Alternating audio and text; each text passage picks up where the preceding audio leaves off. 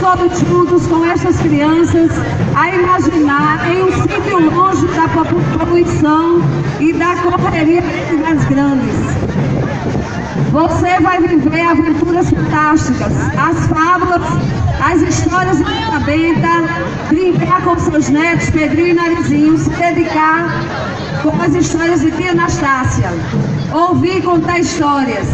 As crianças do Jesus Menino estão aí, juntamente com seus professores, o pilotão organizado.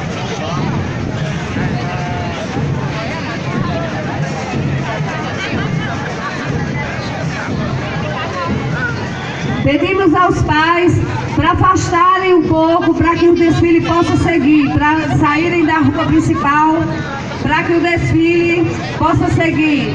Temos aqui também a participação da escola, aprendendo com as letras, da professora e diretora Cida, juntamente com os seus estudantes, juntamente com os pais, apresentando à sociedade de São Pedro a educação que faz de competência na alfabetização do ensino.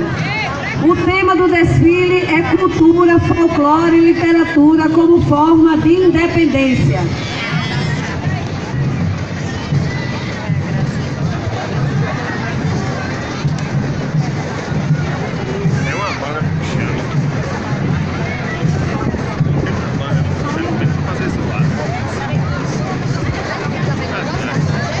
Pedimos à escola que pare um momento, a escola Luiz Varela.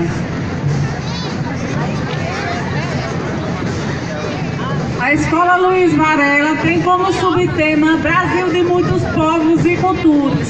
E iniciando, a gente encontra os povos africanos, europeus e indígenas.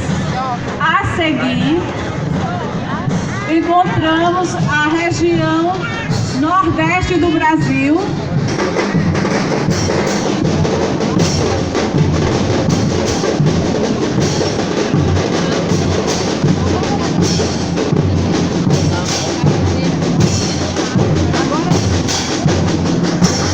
temos aqui a apresentação da banda de percussão Santa Luzia,